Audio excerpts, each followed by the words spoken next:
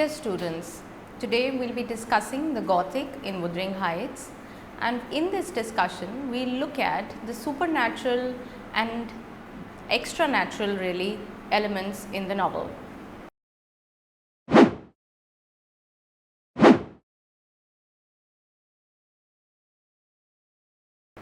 When we think of the Gothic, what do we really understand of the Gothic and how does it express itself in the novel?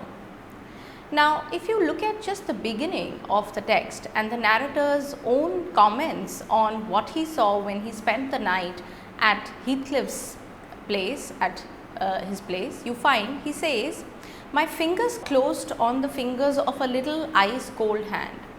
The intense horror of nightmare came over me. I tried to draw back my arm, but the hand clung to it, and a most melancholic voice sobbed, 'Let me in, let me in.' 'Who are you?' I asked." Unquote. The narrator witnesses the ghost of Catherine, and this is the Catherine it is the older Catherine who has been in the moors and is become a ghost now and constitutes the Gothic in the text. Now, the Gothic really, the interest in the Gothic in the 19th century actually came up from the 18th century Horace Walpole's works. Now, there the idea of the Gothic emanates from that which is unnatural, supernatural, that which is inexpressible, incomprehensible, and at the same time one which creates a sense of horror among the readers. Now, why is it that Emily Bronte brought this element into the novel?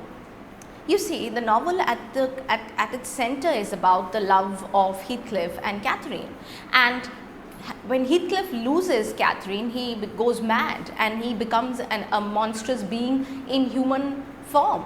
But on the other hand, you have the character of Catherine who turns into this icy cold ghost who's roaming around in the moors. There is a suggestion that I would like to take you back to our discussions on nature and culture also, suggesting that Emily Bronte, she lived on the moors, with her family, and there was no neighborhood that they had. They were totally surrounded with darkness, with wildlife, with forests. In such an atmosphere, it was only natural to believe in tales that they had heard about the woods and who inhabited the woods. So she's not a city girl in that sense. She's not living in London. She's living far away in the Yorkshire district, and there, from that point of view, she's looking at the world as it appears to her as a young girl.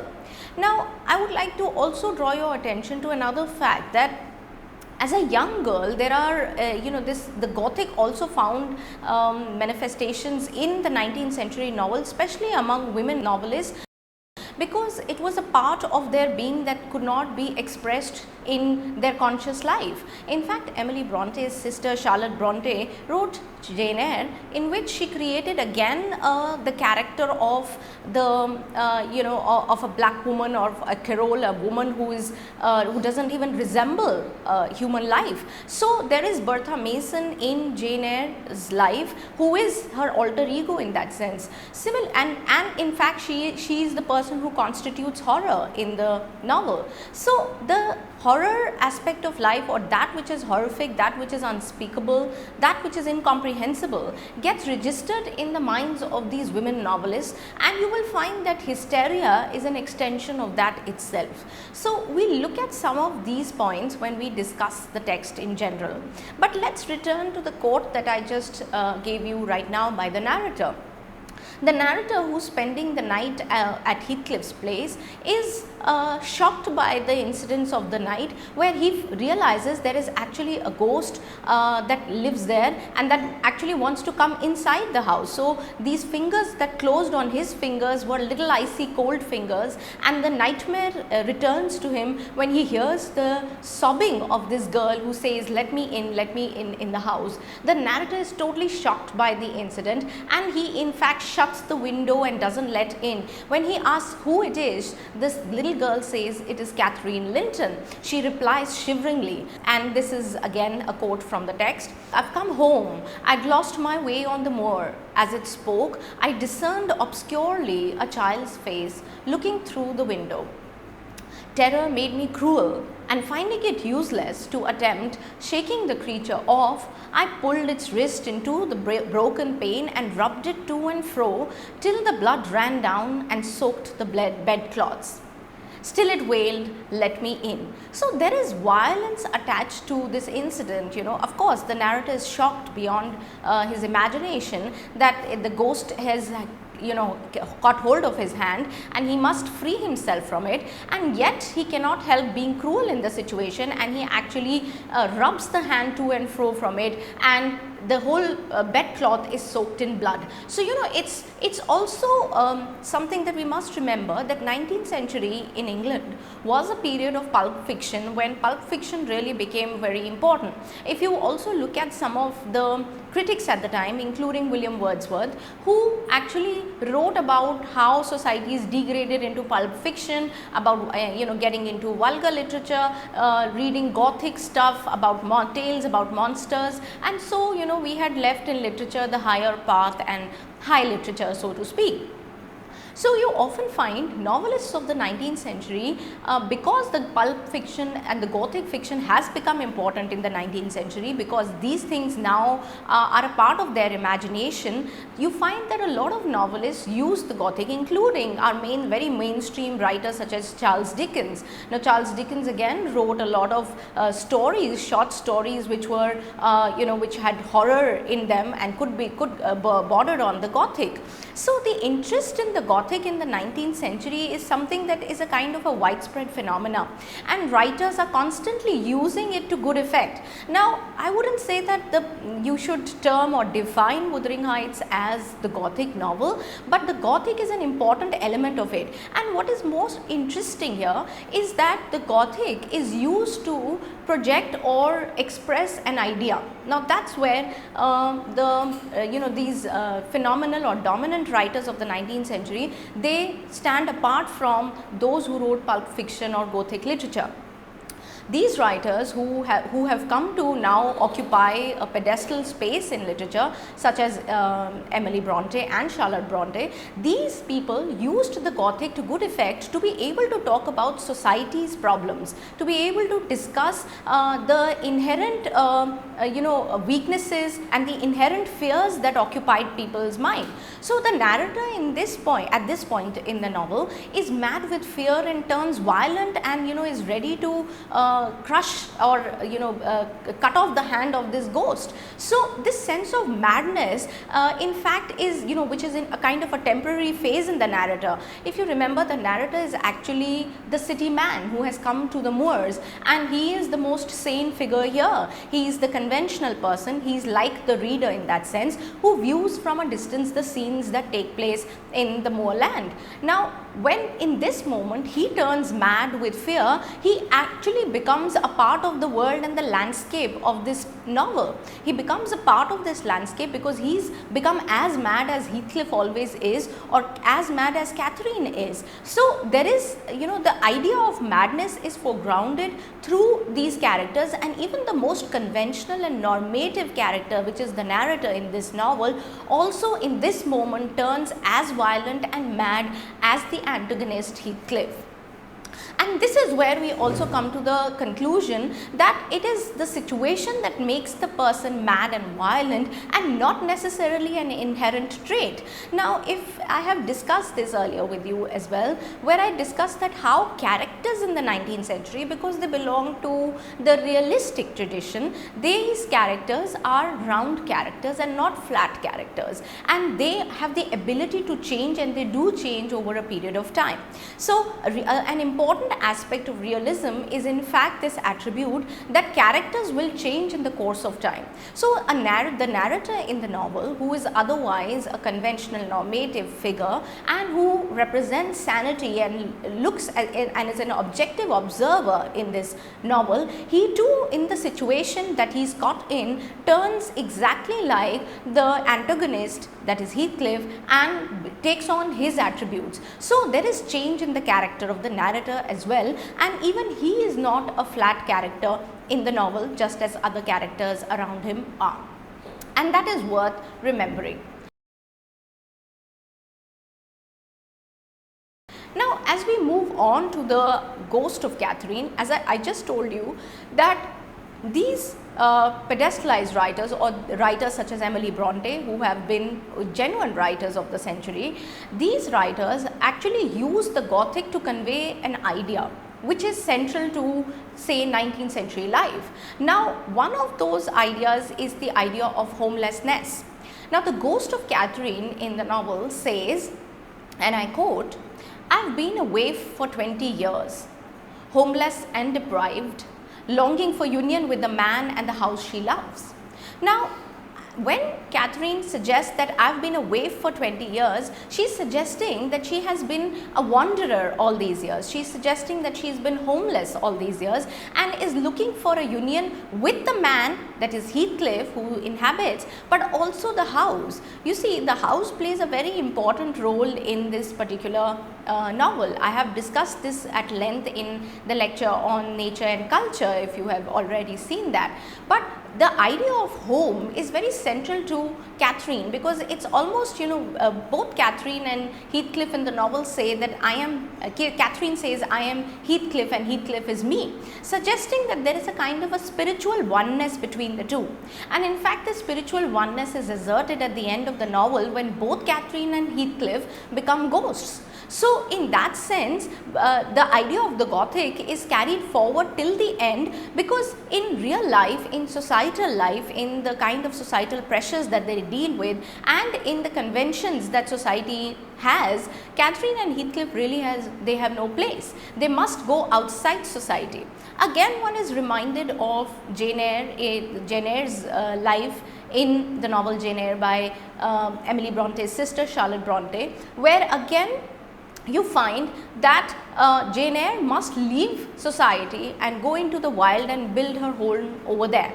And it is important for her then that Rochester and Jane Eyre in that life, they lead in the forest. They are not able to return to society. So, there is a sense that Emily Bronte too is trying to project through this novel, Wuthering Heights, that Catherine and Heathcliff cannot become one in society, because society will not accept this kind of a union. You see, Catherine, of course, there is a lot of power dynamics that work in the novel, that Heathcliff was a kind of an orphan who was taken in by Catherine's father, and when he was taken in, then he was a nobody. But then over a course of time, he was able to build a fortune, so much so that he could buy the very house that Catherine inhabited. Right. So, in that sense, you find that the homeless Heathcliff was able to make home with Catherine in the place, and yet society, even Catherine's brother, would not have that to be the case. In fact, Catherine herself, when it comes to choosing a husband, deserts Heathcliff, who was otherwise his sole companion, her sole companion. So, when she deserts Heathcliff and she becomes a part of the Linton family, she chooses money over her love. And yet she realizes that in doing so, she has deserted a part of herself and she has deserted the house that she lived in. So, the ending of the novel, in fact, where Heathcliff and Catherine's ghosts are visible in the woods and they are seen happy together, it reinforces, this ending reinforces the idea of homelessness, because also the home that they belong to would not accept their union because of the class divide that exists in that home or in society. So, in a way, Emily Bronte has used this particular aspect to comment on the larger reality of the time in the 19th century, when it was absolutely impossible for such unions to take place, where society and its conventions and its this kind of yawning gap between the rich and the poor existed. Remember, the rich and the poor gap also existed because of this industrialization that has taken shape or taken place in the 19th century, which has created an entire working class in England and in Europe as well. Now, when this class is created, it brings about a large scale migration. People from the countrysides and other places who live in the city, there are slum dwellers. So, there is a kind of a sharp divide that occurs between the rich and the poor in the 19th century in Europe, and this divide gets reflected further off from the city in the moors, in the life of Catherine and Heathcliff. So this is something that we must also remember, and Thrushcross Grange then becomes symbolic of this sense of home and homelessness, which you find that Emily Bronte has been able to comment on through her use of the Gothic.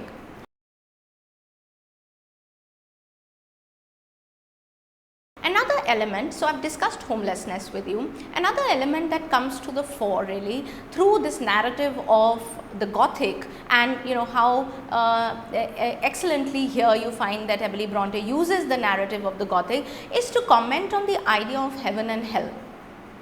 Now connect the earlier passage that I discussed with you with both the narrator's passage and also what Catherine says about her homelessness and her deprived situation, that is the ghost of Catherine.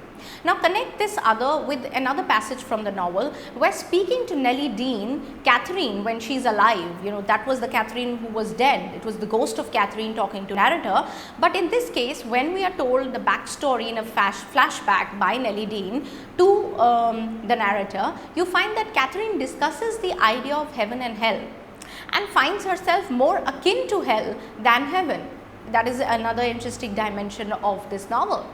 She says, and I quote from the text, "If I were in heaven, Nellie, I should be extremely miserable. I dreamt once that I was there, that heaven did not seem to be my home, and I broke my heart weeping to come back to earth.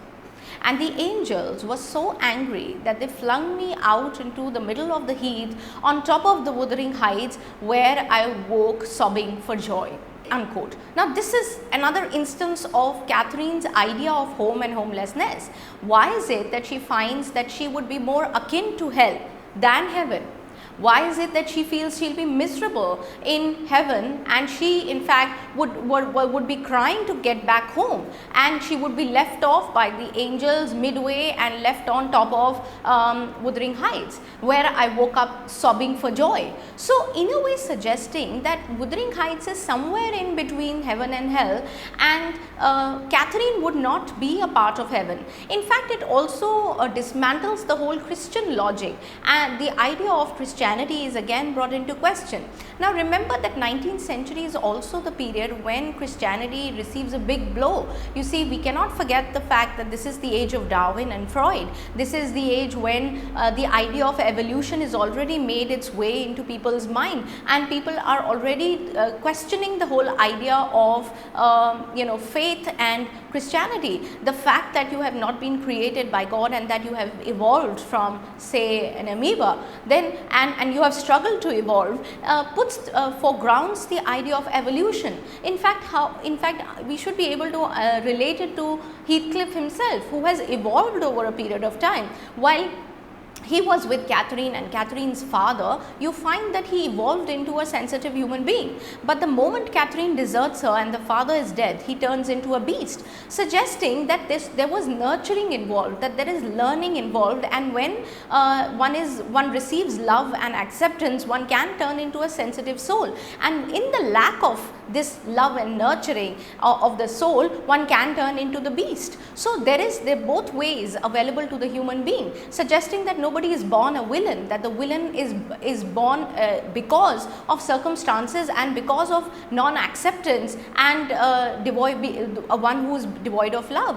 So you see, the idea of evolution in itself is brought forth in the novel Wuthering Heights through the character of Heathcliff, who evolves into a sensitive person till he is seen as an outcast, until he is seen as a kind of a beast, and so much so that he then decides to become the beast. So in that sense, you find that the idea of heaven and hell also comes into question when Catherine, the main character in the story, decides that I am more akin to hell than heaven. She's also dismantling the Puritan ideas that are associated with a kind of life which is frugal, which is devoid of passion. What she means by hell is not this kind of crime as some people might suggest, but by passions. She is driven by passions, she is driven by her will and what she desires. So she is a votary of her desiring self and not a votary of conventional mathematical logical explanations that society might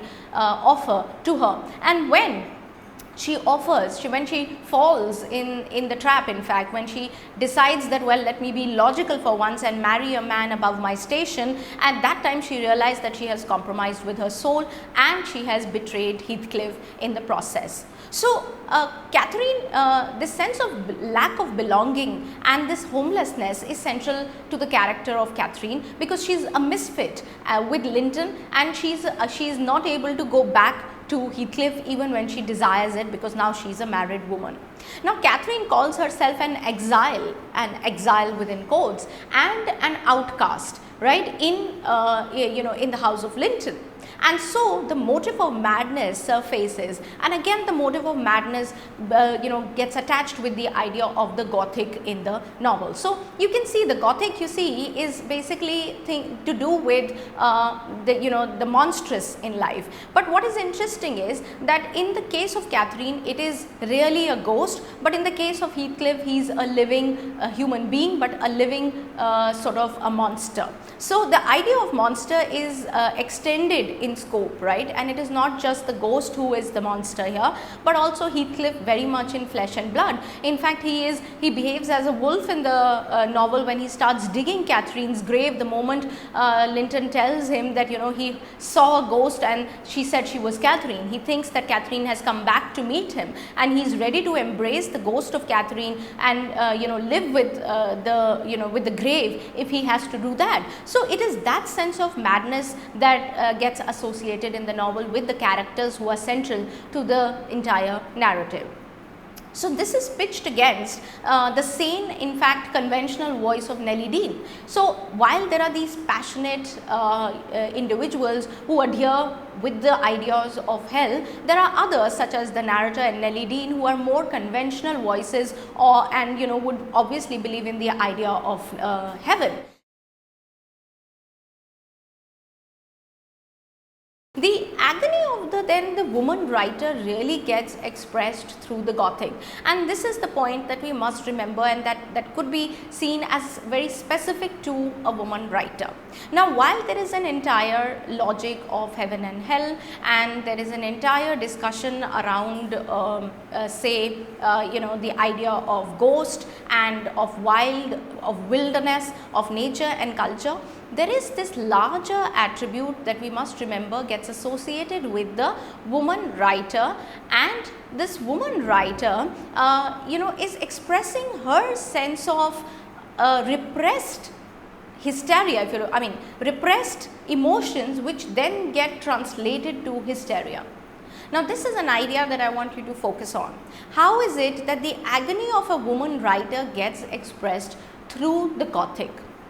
You see, women in the 19th century were extremely repressed. They of course didn't have any education system. They were educated at home through governesses. They were also educated along ideas of Christianity. Also, if a woman tried to read and write, she was called the blue stocking, which meant she was being unfeminine and that she was being masculine. So in fact, you find that Emily Bronte had to use a pseudonym, a male pseudonym, to write a novel. She could not write as a woman about things because it was not allowed, and then even if it came into the market, it would not be bought, and if you wanted to be taken seriously, then you had to for instance write as a male. So there were these in fact, I would suggest that you read these two essays, very interesting essays, one by Elaine Showalter, which is about the literary tradition of women writers, and the other essay which is totally on the idea of Gothic and the repressed in women by Susan Gubar,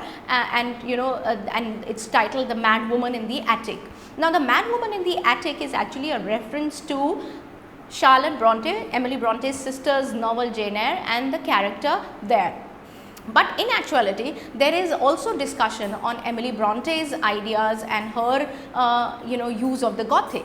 Now, 20th century feminist studies have focused a lot on these 19th century women writers and their use of the Gothic in their novels. Interestingly, they find that women were able to express through the ghost, through the monster, through the horror aspects much more than they did in their conventional speech. In their conventional speech, they spoke like men would have them speak. They spoke like the conventional traditional woman. But but when they used the ghost and when they used the monster, then they spoke in their own voice, because this monster could get away with anything, and their women could also discuss, could talk about how repressed they were. Now, what do I mean by repression or repressed? I would also invite you to do some research on Freud's idea of the repressed, because that goes very well with the Gothic, you see. And in fact, Sigmund Freud, the noted psychologist, he has in fact also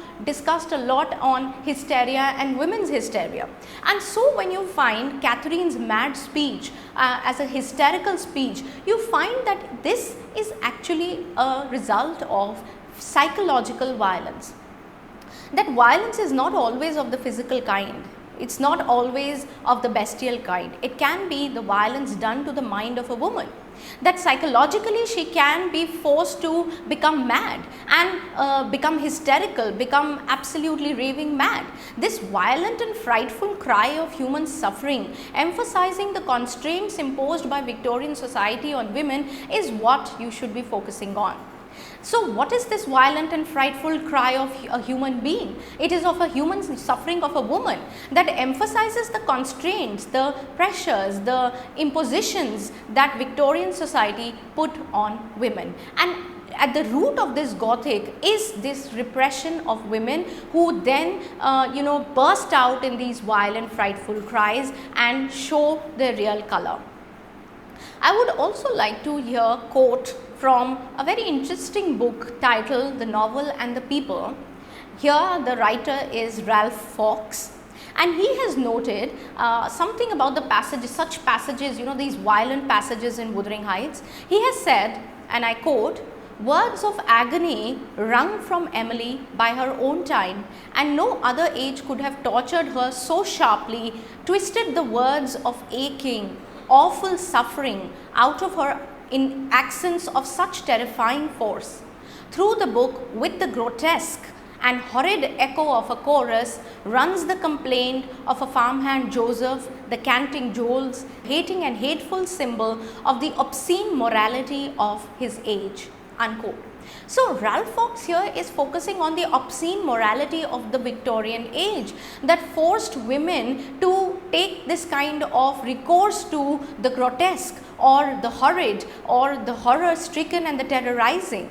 It is through words of agony that the writer Emily brought forth the tortured sensibility of women at the time, the twisted words of aching and of painful suffering that they went through because society imposed these rules on them, and they then found a way through the Gothic or through the horror that this novel surfaces.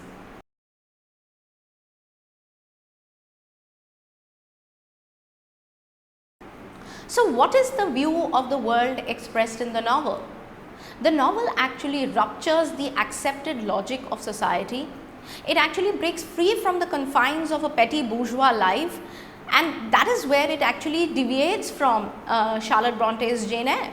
Because Charlotte Bronte's Jane Eyre towards the end actually fits in the larger paradigm of society, and it opens some uneasy questions, but it never really takes you beyond it. It fits in the larger paradigm of society by making the two characters marry, and marriage becomes the kind of a symbolic act of order and union and harmony. Everything is right with a happy married life, or it's a happy ending, right? But this is not the ending that Emily Bronte chooses for her novel. She in fact chooses to end her novel with the monsters or with the Gothic, with the unnatural world, suggesting that the societal world cannot accept and is unacceptable to both Catherine and Heathcliff. In fact, these are the characters who reject this life. So, unlike Charlotte Bronte, who makes these characters accept marriage and the conventions of society, Emily Bronte actually challenges it and makes her characters reject the societal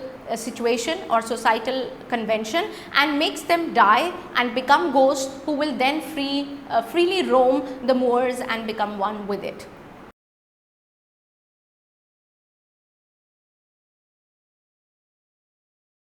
What is the nature of feelings the writer generates?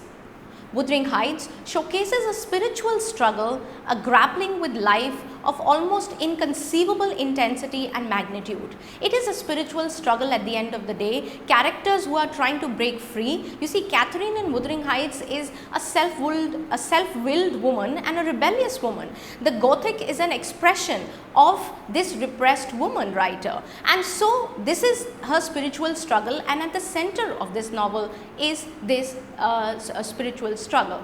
So finally, I would like to conclude our discussion today with suggesting that Wuthering Heights is actually beyond time and space, because it uses ghosts who are immortal and primeval and as elemental as nature and as elemental as passions are in the novel. It is a novel that turns into pure poetry, and even if it is a cry of despairing agony of the novelist regarding the life as she saw it, the life of factory and workhouses, it is still a novel which deals with the spiritual struggle of the protagonist.